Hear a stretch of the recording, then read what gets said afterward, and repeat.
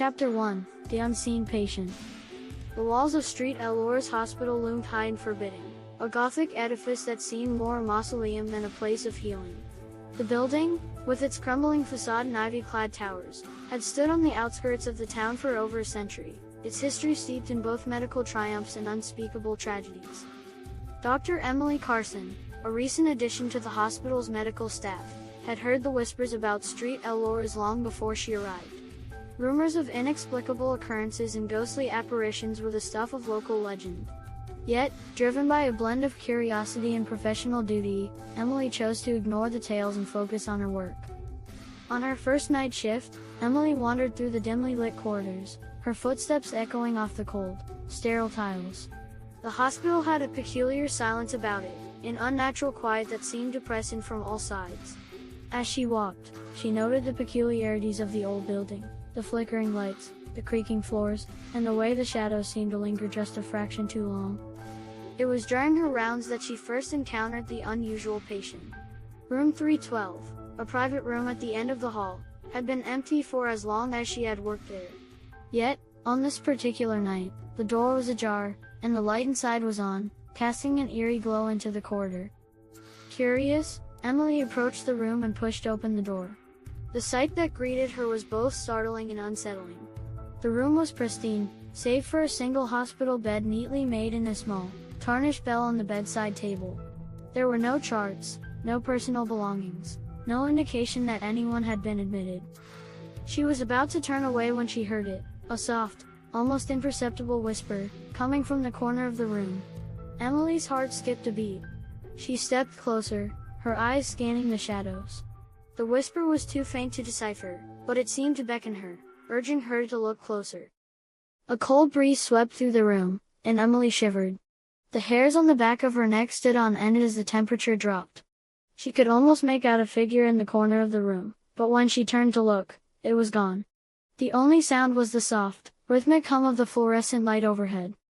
Shaking off the unease, Emily returned to her duties, dismissing the incident as a figment of her imagination. Yet, as she continued her rounds, she couldn't shake the feeling that she was being watched, that something unseen was following her every step.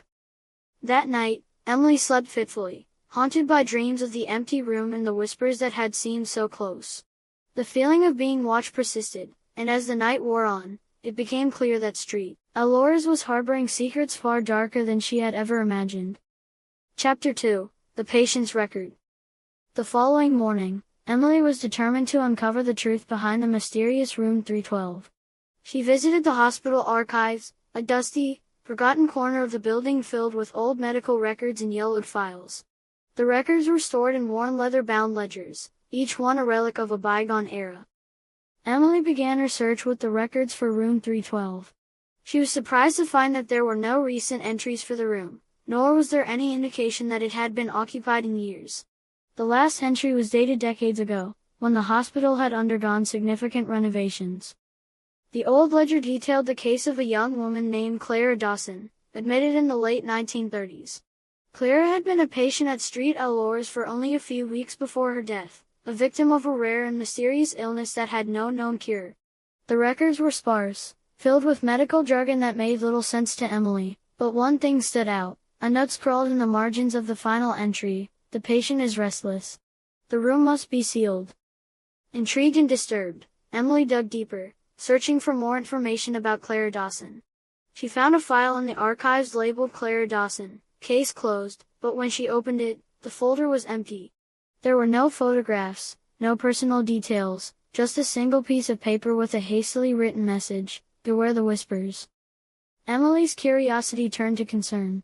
The more she learned, the more she realized that there was something deeply unsettling about room 312 and its former occupant. She began to wonder if the whispers she had heard the night before were somehow connected to Clara's fate. As the day wore on, Emily couldn't shake the feeling that the hospital itself was trying to keep her away from the truth. The whispers she had heard seemed to follow her, echoing in her mind and making her question her own sanity. She knew she had to learn more, to understand what had happened to Clara Dawson and why the room had been sealed. That night, as Emily prepared for another shift, she resolved to return to room 312 and uncover the secrets that lay within. The hospital seemed to hold its breath as she walked the darkened corridors, the weight of her decision heavy on her shoulders. Chapter 3, The Ghost in Room 312. The silence of St Elora's hospital at night was profound, almost oppressive. Emily made her way back to room 312, her flashlight casting long, wavering shadows on the walls.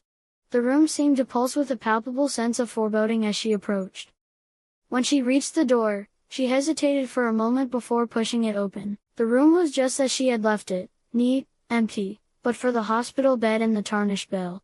Emily took a deep breath and stepped inside, determined to confront whatever was haunting this place.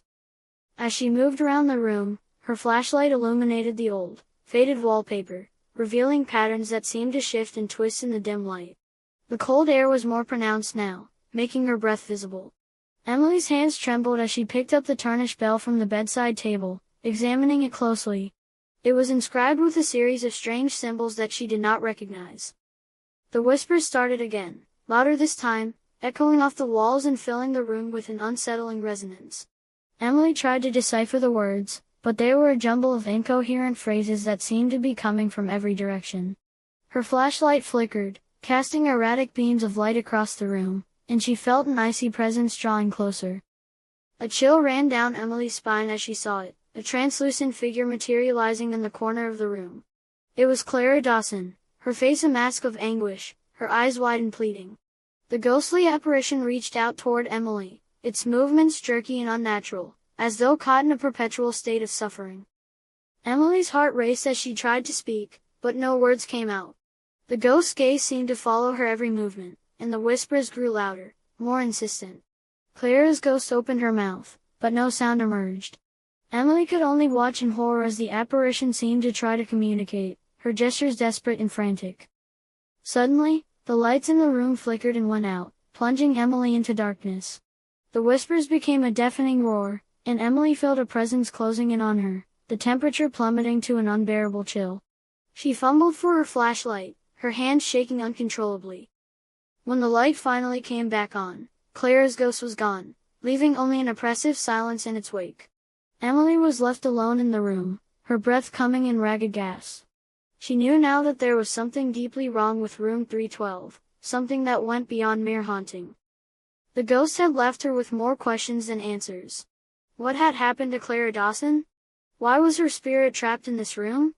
And what was the malevolent force that seemed to be feeding on the suffering of its victims? As Emily left room 312, she vowed to uncover the truth, no matter the cost. The hospital's secrets were darker and more dangerous than she had imagined, and she was determined to face whatever lay ahead. Chapter 4, The Hidden Chamber. Emily's investigation into room 312 consumed her every waking moment. She pored over old medical records, historical archives, and even spoke to retired staff members who had worked at St Elora's decades ago. But the more she uncovered, the more she realized that the true nature of the hospital's darkness was still hidden, buried beneath layers of secrecy and deceit. One evening, while researching in the hospital's dusty archives, Emily came across an old blueprints of the building. They were yellowed with age and marked with handwritten notes and alterations. Among the notes, she found a reference to a hidden chamber beneath room 312, a place that was not listed in any of the official records. Intrigued, Emily began to investigate the possibility of the hidden chamber's existence.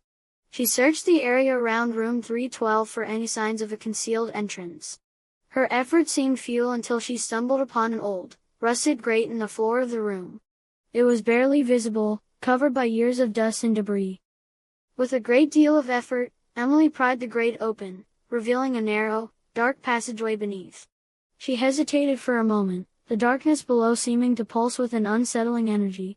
But her determination drove her forward, and she climbed down into the hidden chamber. The passage led to a small, cramped room, its walls lined with old, decaying medical equipment and strange symbols scrawled in red on the walls. The air was thick with the stench of mildew and decay. In the center of the room stood an old, rusted iron chair, its straps still attached. Next to it was a dusty old book, bound in dark leather and marked with a single symbol, a symbol that matched the ones on the walls. Emily picked up the book, her hands trembling as she opened it. The pages were filled with handwritten notes, diagrams, and rituals that spoke of occult practices and dark experiments. It became clear that the hospital had been involved in something far more sinister than mere medical practice.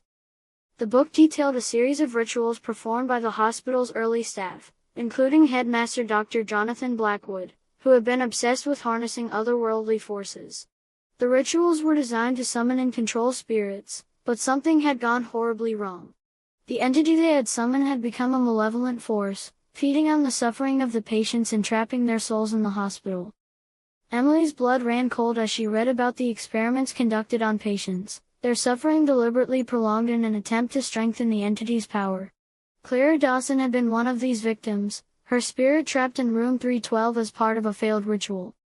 As Emily finished reading, she realized that the hidden chamber was not just a place of dark secrets, it was the heart of the hospital's malevolence. The entity that had been unleashed was still feeding on the suffering of the patients, and Clara's ghost was just one of many trapped souls. Determined to end the horror once and for all, Emily knew that she needed to confront the entity and put an end to the rituals that had caused so much suffering. But as she climbed back up to the main hospital, she felt a growing sense of dread. The darkness was closing in, and she could sense that the entity was aware of her presence. Chapter 5: The Final Confrontation. The night had fallen over St Elora's hospital, and the oppressive silence was broken only by the occasional creak of the old building.